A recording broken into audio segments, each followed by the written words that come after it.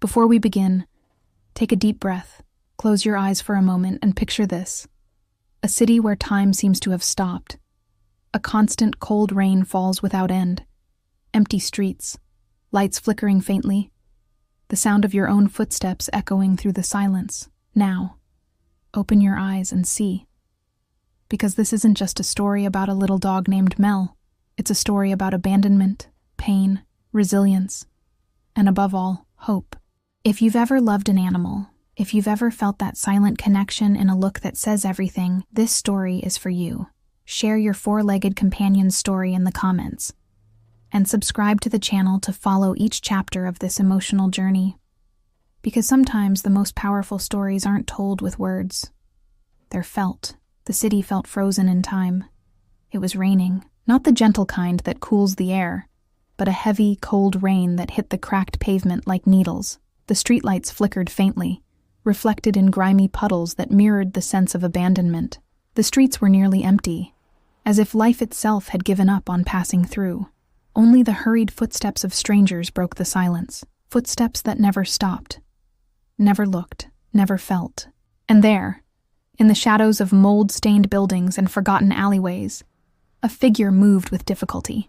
It was Mel, a caramel-colored dog, her gaze lost, her spirit worn out, her legs no longer steady beneath her.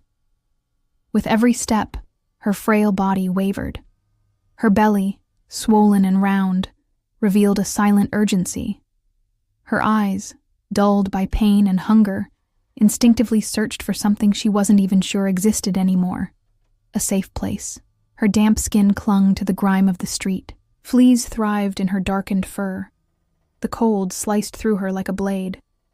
But nothing hurt more than the silence around her. A silence that screamed, "You are alone." Mel had once had a home. A name spoken softly. A hand that stroked her gently. But those memories came in flashes, like distant dreams that vanish upon waking. She had been left behind. No explanation, no goodbye. As if her existence had stopped mattering overnight. Now, hunger was her only companion. And hunger has no face, no mercy. It nags. It wounds. It consumes. Mel searched through trash cans, slipped past restaurant doors, waited under awnings. Nothing.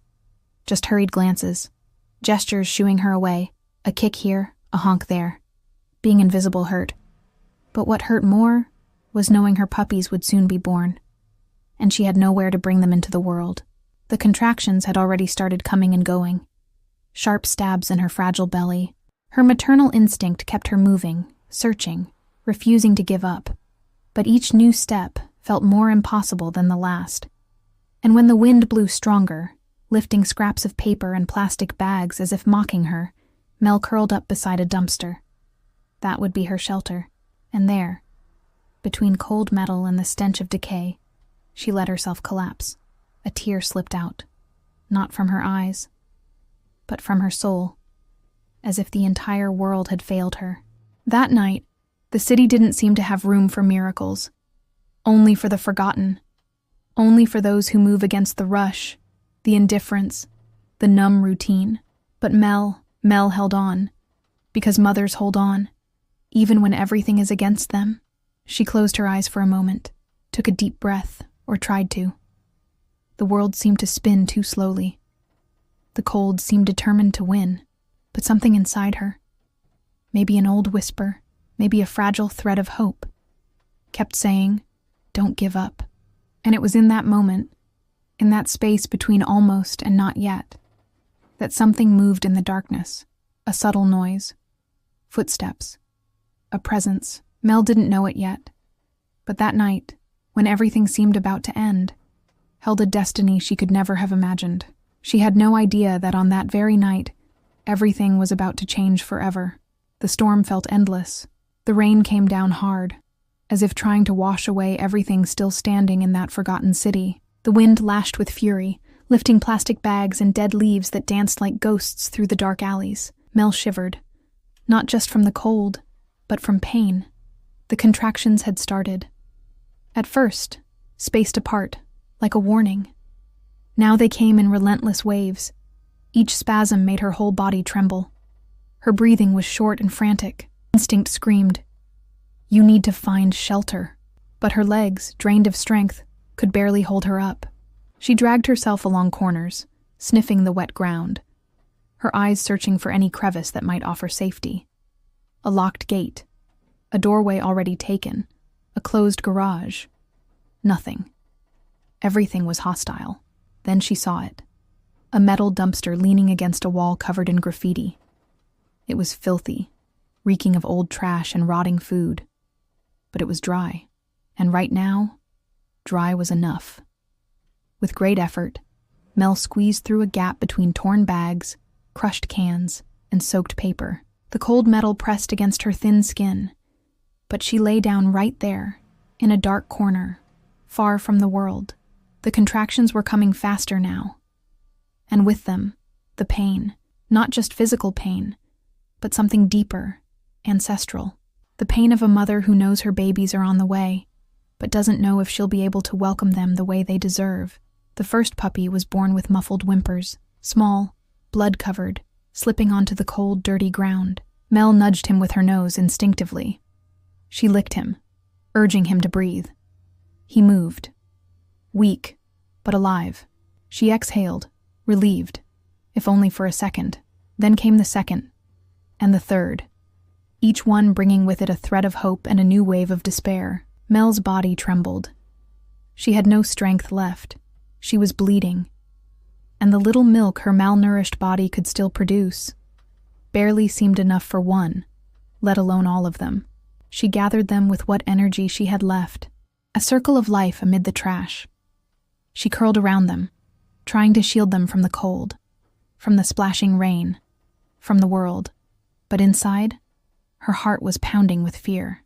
Will they survive? She wondered, as her legs could barely hold her up. Outside, the world kept moving, unaware that a mother was fighting against everything to keep 3 tiny hearts alive. Outside, no one stopped. No one saw. And no one heard. Inside that dumpster, surrounded by the sharp scent of abandonment and the pain of a body nearly out of strength, Mel wondered if this was the end. But something inside her kept holding on.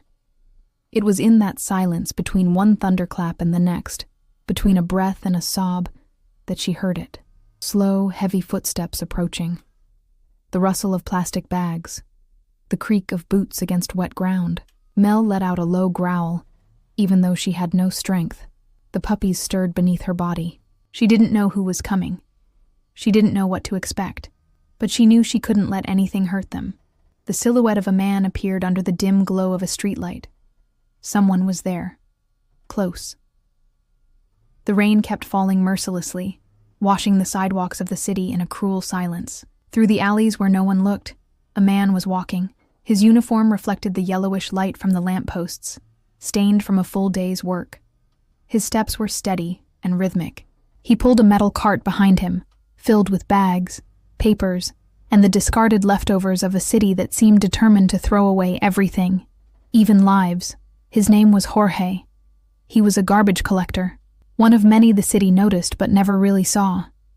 His face, worn by time and hardship, carried the look of someone who had lost a lot, yet still held on to something rare, humanity. That's when he heard it. A muffled sound. A weak growl, barely more than a whisper. He stopped, looked around, and then he saw it. A half-open dumpster, bags torn apart, and in the darkest corner, a pair of eyes staring back at him, trembling, tired, and yet fierce, guarding something. He stepped closer, quietly. The dim light allowed him to see more clearly now. It was a dog. Skinny, soaked, her bones showing through her filthy skin. 3 tiny bodies huddled beneath her. Just born. Jorge felt a tightness in his chest. That kind of scene wasn't unusual for someone living on the edges. But still, it hurt. Mel growled again, low and threatening, but her eyes held more fear than anger. She didn't want to attack. She wanted to protect, even without strength. Jorge crouched down, setting his cart aside. He removed his hood, letting the water stream down his face. He opened his hands, as if to say, "I have no weapons." He looked into her eyes, and spoke in a calm, deep, but gentle voice. "It's okay, girl. I'm not going to hurt you." Mel stared at him without moving a muscle. Each breath was a battle. Her eyes didn't trust, but they also didn't resist. Instinct told her to run, but her body said she couldn't. He took off his coat and slowly extended it, an improvised shelter. A simple gesture, but one that carried the weight of something Mel hadn't known in a long time. Care. With patience, Jorge approached. Mel didn't back away. She was defeated. And maybe, just maybe, this man wasn't like the others. Carefully, he slipped his arms under the dog's fragile body, gathering the puppies too. Mel trembled, but didn't fight.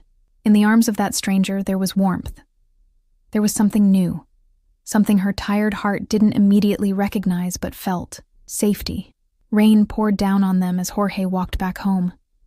In his arms, Mel and her puppies, huddled close, protected by a coat and a gesture that meant more than any words could say. She didn't know it yet, but she was about to discover what it meant to have a home. The door creaked softly as it opened.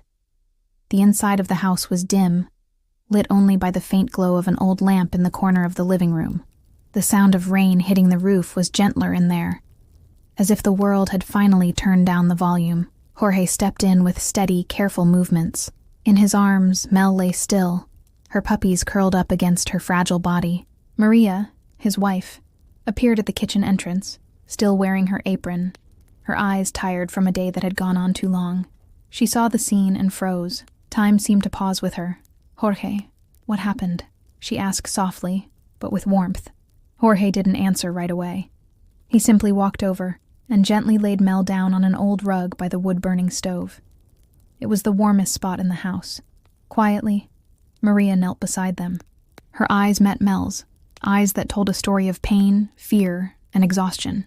The puppies stirred. A faint whimper escaped. Maria placed a hand over her heart, moved. Then she looked at her husband, who simply said, "They were out on the street. She needed help." Maria didn't ask questions. She just nodded and started fiddling with a cloth to make a makeshift blanket. The house was small, with peeling walls and worn-out furniture, but it radiated a feeling of warmth. The crooked pictures on the walls, the mismatched chairs around the table, the toys scattered across the floor. Everything spoke of simplicity, but also a kind of beauty you can't buy. Human kindness. One by one, the children wandered in, drawn by their parents' whispers. Lucas, the oldest, watched with curiosity. Clara, with a heart too big for her age, came closer quietly. Pedro, the youngest, stayed behind their mother, clutching her apron and staring wide-eyed. "Is it a dog, Mom?" Clara asked, eyes shining. "Yes, sweetheart," Maria said, brushing the girl's hair back. "She's tired. Let's let her rest." Mel didn't move much. Her eyes were open but heavy. She saw everything, felt everything, but her body no longer responded. Still, something about that house made her uneasy. It wasn't fear. It was something else. A new feeling. A strange kind of comfort. When Clara knelt gently and reached out her hand, Mel just watched. She didn't growl. She didn't flinch. She simply let the small hand rest on her head, light as a promise. And in that gesture, something quiet and life-changing began. Jorge added more wood to the stove. Maria brought over a plate with leftover cooked chicken and a dry towel. The kids stayed close, but kept their distance. They understood, in that pure way only children can, that this wasn't just a stray dog. This was someone carrying the weight of the world on her back. Mel finally rested her head. The puppies nestled against her belly, and for the first time since being abandoned, she closed her eyes without fear. She didn't know why, but something deep inside told her, "Here, you can rest." The days that followed were slow, quiet, filled with small gestures that spoke louder than any words. The garbage man's house, though modest, had become an unexpected sanctuary for Mel. It was all still new, the safety, the warmth, the absence of constant fear, but little by little, her body began to understand what her shy heart was still hesitant to believe. She was safe.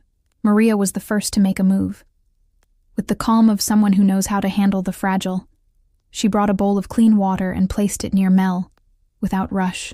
without pressure. Then, she set down a dish of rice and shredded chicken. Mel glanced at it but didn't budge. Even so, Maria respected her pace, and she came back later, just as gently. On the second try, Mel dragged herself over to the bowl. She drank a little, ate slowly, cautiously. It was as if every bite came with a silent question. Is this really okay? The puppies slept more than they were awake. Their fragile little bodies shifted beneath the blankets laid out in the corner of the living room, warmed by the stove's embers and Maria's watchful gaze. Sometimes she would sit beside them and gently run her hand down Mel's back. At first, Mel would tense up, but eventually, she accepted it. The kids, curious, would come quietly. Lucas, the oldest, just watched. He was old enough to understand that something special was happening. Clara, sweet as ever, would inch closer, bringing pieces of bread or fruit, leaving them next to Mel like she was feeding a secret. Pedro, little and impulsive, wanted to touch, hug, play right away. But Maria always reminded him, "Gently, son. She's still learning to trust." And Mel really was. Each day, something inside her shifted. Her eyes, once dark and guarded, began to shine with a soft light. Her ears, always on edge, now rested. When Maria came close, she no longer flinched. When Clara stroked her, she closed her eyes. One late afternoon, as the orange light filtered through the curtains and bathed the room in gold, Mel stood and slowly walked over to the corner where the kids were playing. She sat down, unhurried. Pedro let out a quiet giggle. Clara whispered, "She wants to be with us, Mom." Maria, seeing the scene, felt her eyes fill with tears. Mel, the same dog who had arrived on the edge of death, was now taking her first steps toward affection, and it was a beautiful process, almost sacred. That night, Mel lay down in the middle of the room, no longer curled up, but stretched out. Her breathing was calm. The puppies, well fed, slept beside her. And the room, despite life's hardships, was filled with a rare kind of peace. Little by little, fear gave way to something new. Affection. The puppies were growing at a pace that felt almost unfair. Their once wobbly paws now moved confidently across the rough cement floor. The sharp little barks, clumsy attempts at running, playful tussles over an old rag, it all filled the house with a chaotic, joyful energy. Sewell was the leader, always curious, his eyes bright with wonder. Nuvum liked quiet corners in Clara's lap. And Cacao? Well, Cacao was a spark, always running, stumbling, nipping, and pulling giggles from little Pedro with his wild electric energy. The house felt too full, too noisy, and yet strangely perfect. But Mel just watched. Lying against the wall, her eyes followed every movement her pups made. There was tenderness, yes, but also exhaustion, a kind of exhaustion that went deeper than the body. It came from the soul. Her body couldn't keep up with the joy around her. Even with good food, her bones still showed beneath her skin. Her fur remained dull. Her breathing was heavy, labored. Jorge noticed it first, with that quiet intuition of someone who senses things before they understand them. But it was Maria who said it, as she brushed Clara's hair. She should be getting better by now. That night, Maria stayed by Mel's side longer than usual. She tried feeding her by hand. Nothing. Offered cool water. 1 sip, 2. And that was it. Mel curled up again, hiding her head beneath the blankets. She was too warm, a strange heat that didn't come from the room. Her body trembled slightly, and her eyes, those eyes knew. They knew danger. They felt the urgency. The next morning, Pedro's scream broke the silence. "Mom! Mel won't get up!" Chaos followed. Clara dropped to her knees beside the dog. Lucas stood back, silent, fists clenched. Jorge arrived seconds later, and in that moment, when Mel's eyes met Maria's, a chill ran through every spine in the room. They were losing her. Later, the puppies tried to nurse. Mel turned her face away. One of them whimpered. It was a soft sound, but it cut through the family's chest like a blade. That night, Jorge and Maria sat at the table like they were holding the whole world on their shoulders. The kids were already asleep, curled up next to the pups. The stove still held a bit of ember, but it wasn't enough to warm what they felt inside. We have to do something. Maria, Jorge said, his voice rough, the kind that comes from holding back tears all day. She nodded, eyes filled with tears. Rent's due next week. The gas is running out. Pedro's shoes have holes. And now this. He dropped his head, pressing his hands to his forehead. I know. But I can't look at her like this and pretend everything's fine. Me neither, Maria replied. But Jorge, we're walking a tightrope. I don't know how much longer we can keep this up. Jorge sat in silence for a while. Then he looked up and said, She's family. We didn't ask for it, but she came into our lives. And now she's part of us. Maria let out a sigh. What if we can't save her? The silence that followed hurt more than the question. In the middle of the night, Cacao started coughing. It was a dry, broken sound. Then Nuvum dragged herself over to Clara, her little eyes dull. Even Sol, the strongest one, looked tired. It was as if their mother's weariness had started to spread silently into their small bodies. Pedro knelt by the bed, his little hands clasped tightly, his eyes squeezed shut. Dear God, please heal Mel. And the puppies, too. The next morning, Jorge left early. He walked the streets like he was carrying a weight on his chest. He went straight to the butcher shop. I have a sick dog. She's the mother of the puppies. You know we've been taking care of them. I need to take her to a vet. Could you lend me some money? The butcher shook his head, regret in his eyes. Times are hard for everyone, Jorge. I wish I could, but I can't. He tried at the newsstand. I love animals, you know that. But I just can't right now. Maybe next week. Every no left a mark. He knew no one was obligated. He knew everyone was struggling in their own way. But that didn't make the ache in his chest go away. Meanwhile, Maria was doing the same around the neighborhood. She knocked on doors, spoke with mothers, with women selling cakes, with former employers. Do you know any kind-hearted vets? Someone who might help without charging everything up front? Someone gave her a number scribbled on a napkin. They say this one helps. But it's far, and always packed. When she got back home, her feet were burning. Her whole body ached. Jorge was sitting on the front step, his face buried in his hands. I should be able to fix this, he murmured. I'm the father. I'm supposed to find a way. Maria knelt beside him and held his trembling hands. You're trying, Jorge. That's more than a lot of people do. He shook his head. But it's not enough. I feel so small. She gripped his hands firmly. We're just up against something bigger. But we'll make it. Together. Inside the house, Mel was struggling to breathe. The puppies slept curled up against her body. Cold crept in through the cracks. The wind whistled between the loose roof tiles. But no one complained about hunger, or tiredness, or fear. They were bound by something bigger than themselves. The will not to let love die. And that night, dark as it was, with everything working against them, a spark still remained. The next day was a cloudy Saturday when the visitor arrived. No warning, no invitation. An old car pulled up in front of the modest house, kicking up dust on the dirt road. From the passenger seat stepped Alzira, Jorge's aunt. Sharp-tongued, proud posture, eyes always ready to judge. She hadn't even crossed the gate when she started in. So this is where you've been living? I thought after all the sacrifices you'd have moved up at least a little. Maria, who was washing clothes at the outdoor sink, dried her hands on her apron and tried to hide her discomfort. Jorge, sitting on the porch, just watched quietly. Alzira walked into the house like she owned it.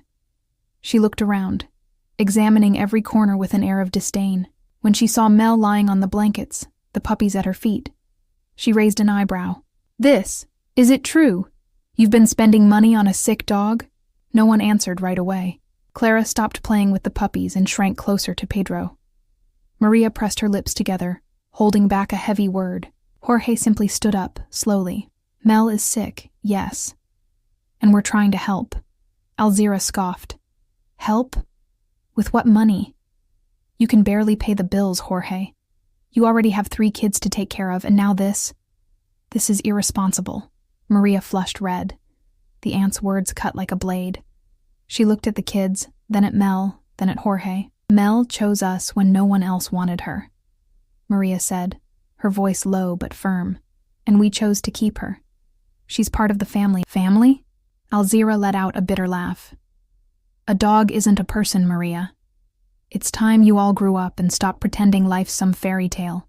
You know what you're going to get from this? More debt, more trouble. Pedro started to cry. Clara lowered her head. Jorge took a step forward. That's enough, Aunt. His tone was calm, but unshakable. There was a hardness in it that rarely surfaced. Alzira fell silent, caught off guard. We may not have much, might not have anything at all. But whatever we do have, we share. Mel showed up when we were at our lowest. She didn't ask for anything. She just stayed. And because of that, she belongs here more than a lot of people who come around just to point fingers. Maria took a deep breath, trying to hold back her tears. Jorge looked at her, and in that look was everything. I'm with you. Alzira grabbed her purse, turned around, and walked out without saying goodbye. The sound of her heavy footsteps echoed through the yard, and the gate, when it slammed shut, left behind a tension that would take a while to fade. But inside the house, the air felt lighter. Maria knelt down beside Mel, ran her hand gently over her head, and whispered, "We're in this together, my friend, till the end." The house where Maria worked was nothing like her own. Tall, with painted walls and a trimmed garden, wide windows and furniture that looked untouched. The silence there was different from the one in her house. It wasn't made of exhaustion or pain, but of distance, of restraint. That morning, Maria arrived early, like she always did. She put on her apron, tied back her hair, and began cleaning the light marble kitchen. Her fingers trembled a little. She hadn't slept well. Mel had worsened again. The puppies were coughing. Fear had taken up residence in her chest. Her boss, Mrs. Helena, appeared at the living room door. Elegant, reserved, her gaze steady behind golden-rimmed glasses. "Good morning, Maria." "Good morning, Mrs. Helena." For hours, they worked in silence. Helena made notes on her tablet. Maria scrubbed the floor, polished the silverware, but her mind was elsewhere. On Mel, on the kids, on Jorge, who might be out at that very moment, trying once more to find help somewhere in the city. It was while cleaning the bathroom that the tear slipped out. Maria was wiping the mirror when her eyes welled up, and the reflection blurred. She swallowed hard, but couldn't hold it back. Mrs. Helena noticed. Did something happen? Maria hesitated. She wiped her hands on her apron and turned slightly. Her voice came out low and choked. "It's Mel, our little dog, the one we found on the street. She's very sick. And now the puppies are getting worse, too. We've tried everything we could, but we've run out of options." Helena remained silent. There was no judgment on her face. No exaggerated pity either. Just attention. A rare thing. Maria went on, slowly, like someone who needed to let it out. She spoke of the fever, the refusal to eat, the sadness in the kids, the aunt who called them irresponsible. She spoke of the lack of money, the fear of losing the one joy the house had found in recent times. When she finished, Maria lowered her head. "I'm sorry to bring this up here, Mrs. Helena. It's just, sometimes it feels like there's no way out." Helena set her tablet down on the table and calmly folded her hands. "You know I usually keep my distance." Her voice was firm, but not cold. "But I've heard enough." She stood, walked to a drawer in the living room, and took out an envelope. With steady steps, she returned and held it out to Maria. "This is to take the dog to the vet, and to buy whatever the puppies might need." Maria's eyes widened. I can't accept this, ma'am." "Yes, you can," Helena said firmly. "And you should. Because sometimes we need to remember that humanity isn't measured just in words. And because once in a while, even those who seem to have it all need to reach out to the ones who truly matter." Maria took the envelope with trembling hands. She didn't open it. She just held it tightly against her chest. Her eyes, now overflowing, couldn't find the words. Mrs. Helena gave a small nod and left the room. Maria stood there, alone, holding more than paper. She held hope, the thread that could change an entire fate. And in that elegant silence, a gratitude was born that no words could describe. The drive to the clinic felt longer than it really was. Jorge kept his hand steady on the wheel, but his racing heart betrayed his anxiety. Maria held Mel in her lap, wrapped in an old blanket. The dog's body was burning with fever. Her nose was dry. her eyes open but distant, as if she could see a world humans hadn't yet reached. In the back seat, Clara and Pedro sat in silence. Not even the puppies, tucked in a padded box beside them, made a sound. Even Cacao, always restless, seemed to sense the seriousness of the moment. It was as if everyone knew, without needing to say it, that today could change everything. The car pulled up in front of a modest building with a faded sign, São Lucas Low-Cost Veterinary Clinic. Maria glanced at Jorge before stepping out. He gave a slight nod, and they both took a deep breath. Inside, the smell of antiseptic and cleaning products mixed with hope and fear. In the waiting room, other pet owners held dogs in their laps, cats in carriers, their eyes carrying the same weight that now filled Jorge and Maria. The receptionist asked them to stay calm, quickly took down their information, and led them into a bright, overly lit room. A young veterinarian with a serious expression and quick hands walked in. "We're going to examine her carefully, okay? You can stay." Jorge clutched his hat tightly. Maria gently stroked Mel's neck, whispering soft words. The vet pressed, measured, checked her eyes, teeth, paws. He listened to her heart with a stethoscope that felt ice cold. He didn't smile once, didn't crack a joke. His increasingly concerned eyes said it all. "She has a systemic infection. It likely got worse after giving birth. Her condition is serious, but..." He paused. "It's still treatable." Maria felt her legs go weak. Jorge held her hand tightly. "And the puppies?" she asked, barely able to speak. "They're showing signs of a respiratory infection. It's mild for now. But if we don't act fast, it's going to get worse." The vet printed out prescriptions. He recommended antibiotics, hydration, complete rest. The costs were high. Jorge was clearly shocked, but he didn't hesitate. "We'll figure it out. Just tell us what to do." When they left the clinic, the sky was gray, as if the world was holding its breath. But inside the car, there was a new kind of silence. A silence not of despair, but of purpose. Jorge started the engine with trembling hands. "We're starting today," he said. "She's going to pull through. All of them will." Maria looked at Mel in her lap. For the first time in days, the dog lifted her head slightly and pressed her nose into Maria's hand. And in that fragile touch, there was more than pain. There was strength. There was life. The house began to breathe again, even if with difficulty. The brown paper bag from the vet's pharmacy carried more than medicine. It brought hope, worry, and a kind of fear that walks hand in hand with love. Maria laid out the meds on the table like sacred objects. The syringes, the split pills, the instructions scrawled in large letters on the back of an old flyer. Every detail was studied with care. The right time, the right way. There was no room for mistakes. The first day was tough. Mel resisted taking the pills. She whimpered softly whenever she was moved. The puppies, restless, crawled around their mother as if they sensed that something inside her still wasn't ready to return. Jorge set up a separate area with clean cloths, reused boxes, and a makeshift lamp to keep them warm. It was simple, but it worked. It was what they had to give. And there, they took turns. Clara wiped the puppy's paws with warm cloths. Pedro sat next to Mel, making up stories to distract her. Maria gave the medications with steady hands and worried eyes. Jorge woke up in the middle of the night to check the puppy's breathing, feel Mel's nose, check her temperature. On the third night, Sol started to whimper. She was too warm, refused to nurse. Her little body, once the strongest, looked like it was fading, like a candle in the wind. Clara cried so hard Maria had to carry her to bed, while Jorge and Lucas took turns between cool compresses and trying to feed her with a syringe. That night dragged on. Pedro stayed awake, kneeling beside his brother, hands clasped. His prayer was a stubborn whisper. "Stay, Sol. Please stay with us." At 5 a.m, Sol moved, weak but steady. She searched for her mother, nursed for a few seconds that felt like forever. Jorge held back tears. Maria dropped to her knees and gave thanks without a word. That morning, Mel lifted her head on her own. It was enough to change everyone's spirits. Clara smiled. Pedro jumped. Lucas was the first to shout. "She moved!" It wasn't a miracle.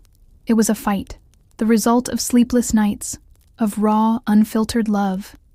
The kind of love that doesn't shout, doesn't post online, but quietly saves lives. Little by little, Mel began eating on her own. The puppies played with more energy. The coughing eased. Jorge put up an old curtain in the living room window to block the wind. Maria cooked rice with chicken and vegetables just for them. The house was still the same, small, full of bills, full of challenges, but something had changed in the air. A kind of lighter breath, even if shy, because sometimes healing doesn't come from a miracle. It comes from the stubborn persistence of those who refuse to give up. The first rays of sunlight that morning slipped through the thin curtain in the living room with an unusual softness. It wasn't a strong sun, the kind that warms you right away. It was gentle, delicate, as if it didn't want to intrude, only to announce that maybe the worst had already passed. In the corner of the room, among the clean cloths and the low hum of the old radio, Mel moved. Slowly, testing legs still weak. Maria, sweeping the floor gently, saw it out of the corner of her eye and dropped the broom. Jorge, Clara, she stood up. They all came running. Clara was the first to kneel beside Mel, her eyes shining. "You're standing, Mel," she whispered, almost as if afraid that any louder word might make her fall again. Mel didn't stay up long, but it was enough to drink from the bowl beside her. She drank slowly, with dignity, as if saying, "I'm still here." Then she lay down again, this time with a different posture. It was no longer the defeated body dragging itself along. It was a body in recovery. The puppies, as if waiting for this very sign, burst into motion. Coco chased after a forgotten sock. Cloud started tugging on the hem of Pedro's pants. Sul, calmer, dragged himself to the center of the room and lay on his back, demanding belly rubs. The sound of the house changed. It was noisy again, but now it was the good kind of noise, the kind that comes with life. Maria cleaned everything with renewed energy. She washed the cloths in warm water and laid them out to dry in the sun. She spread out fresh newspaper, arranged the pillows on the couch, opened the windows like someone banishing long-held sadness. Then, from the cabinet, she took a forgotten little vase with 2 yellow flowers. She placed it on the table in the center of the room. She didn't say anything, just looked at that small detail and smiled. It was just decoration, but it meant something much more. Rebirth. Jorge came home from work that afternoon and stopped in the doorway. The smell was different. The light was different. The atmosphere had changed. He saw Mel get up to lick Pedro's hand as he laughed with his mouth wide open. He saw the puppies running around Clara, who spun like a ballerina with them circling her. And he saw Maria, with a cloth on her shoulder, humming softly. He sat down on the doorstep and took a deep breath. For the first time in days, the weight of helplessness was gone from his shoulders. In its place were relief and gratitude. That's when Clara stopped, looked around, and said with the pure simplicity only children have when they see what truly matters, "The house is happy again." Maria stopped what she was doing. Jorge smiled. Pedro ran over and hugged Mel. And in that simple scene, among makeshift toys and flowers in a jar, there was something no money could buy. The quiet victory of hope over despair. Because happiness sometimes is just that. Life finding its breath again where everything once seemed on the verge of falling silent. The house was alive again, and now fuller than ever. The puppies ran through the living room, the yard, the bedrooms. Everything was territory to explore. Everything was a toy. And with each passing day, it became clearer. They were growing too fast for the little house to hold. Jorge stood by the door, watching the scene unfold as Pedro laughed loudly, trying to catch Coco, who darted away with a sock in her mouth. 3 kids, 3 dogs. "So is this a daycare or a kennel now?" he joked, flashing a tired smile. Maria, wearing an apron and holding a wooden spoon, offered a faint smile in return, but her eyes betrayed something else. Worry. That night, once the kids had gone to sleep and the house had fallen silent, they sat at the table, the lights dimmed, and the radio playing softly in the background. "We need to be realistic, Jorge," Maria said gently. "Mel is better now, thank God. So are the puppies. But we don't have the space. Or the means." Jorge nodded slowly, taking his time before answering. He knew she was right. They had already started rationing food. The pile of unpaid bills on the shelf wasn't going anywhere, and soon the puppies would be full-grown, with needs of their own. It's not that we don't love them, Maria continued. It's because we love them too much. That's why we have to let them go. So the preparations began. Jorge talked to co-workers, neighbors, people in the neighborhood. Maria made simple flyers with photos of the puppies and posted them at local stores and pharmacies. Clara helped take the photos with her mom's old phone, insisting, "But we have to show how special they are, okay?" The responses started to come in, slowly at first, then steadily. Interested families called and came to visit. A retired man was charmed by Cloud.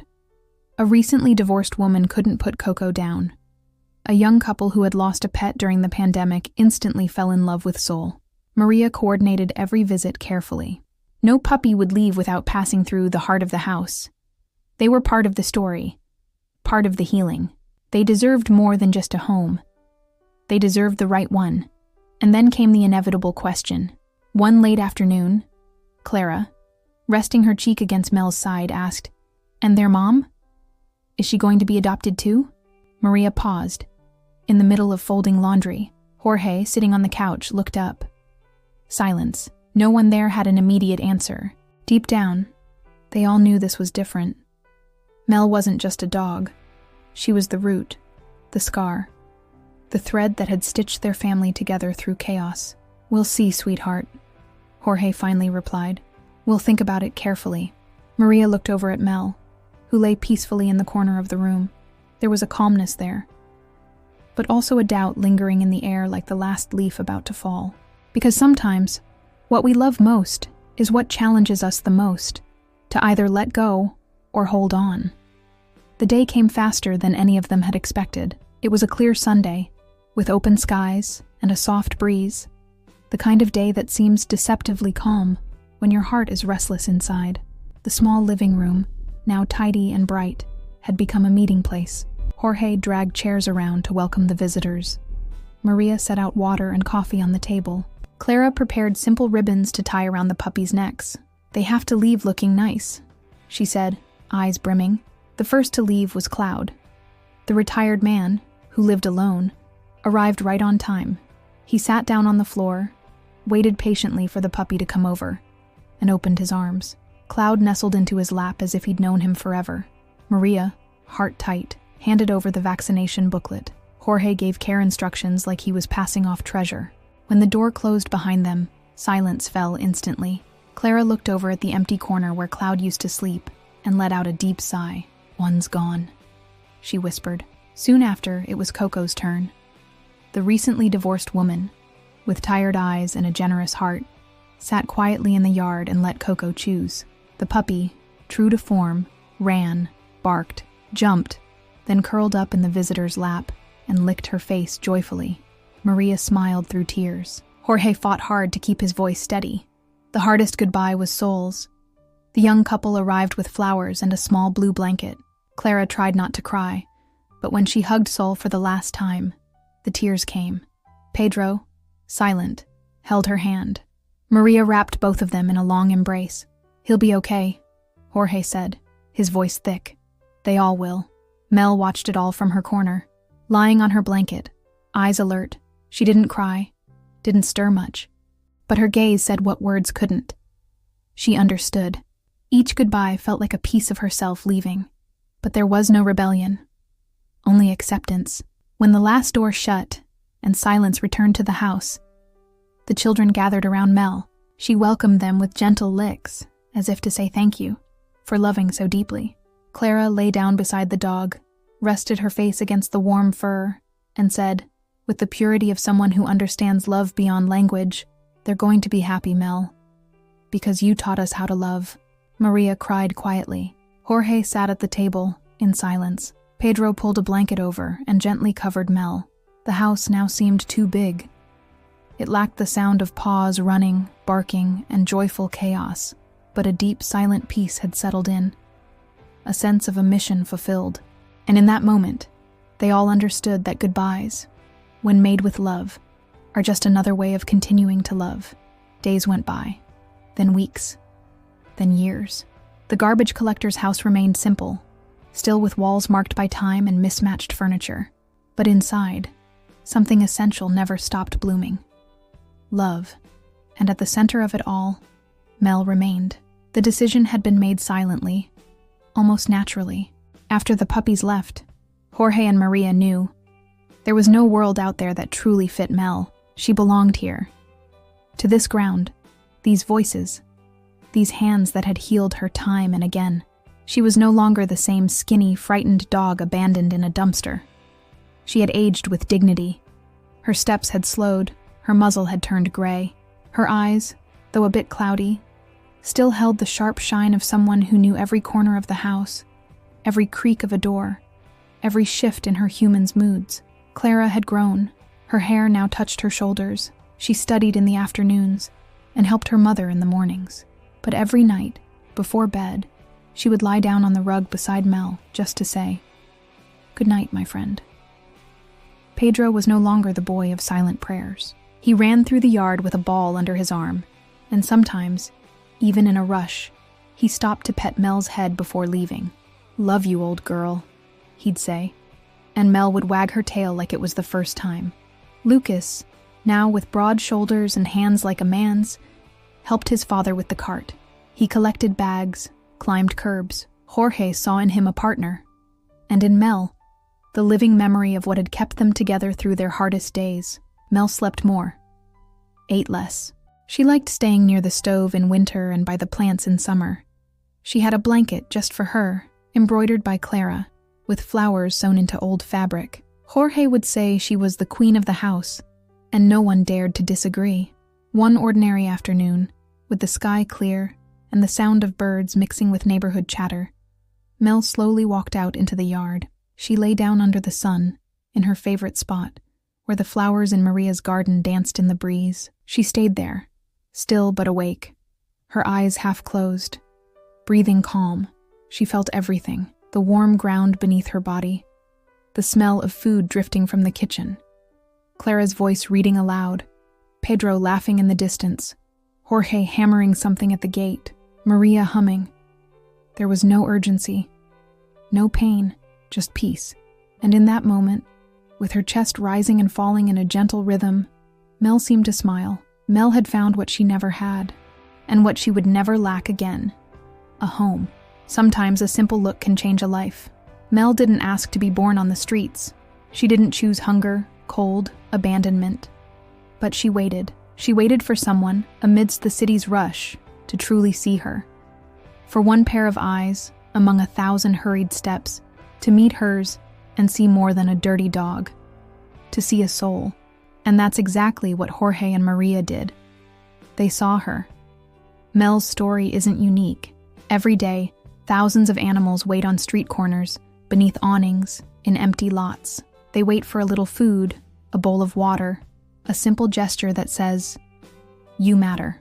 And if each person offered just that, food, water, affection, it would completely change an animal's world.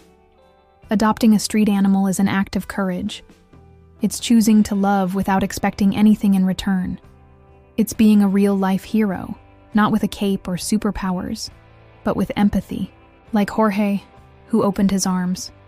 Like Maria, who offered her lap. Like Clara, who learned from Mel how to love unconditionally.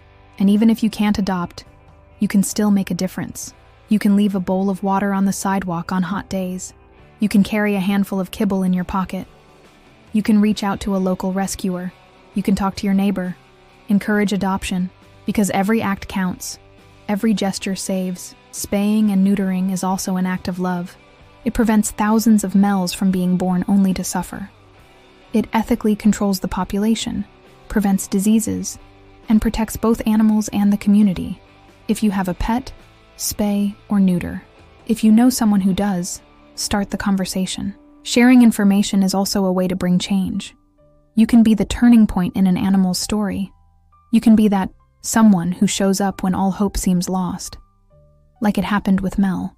And believe this, the reward comes in the form of grateful eyes, wagging tails, and hearts forever connected. And if you've lived a moving story with your pet, of rescue, overcoming, or true love, share it with us in the comments. Your story could inspire future scripts and touch others' hearts, just as Mel touched ours. Mel found her home because someone chose not to look away.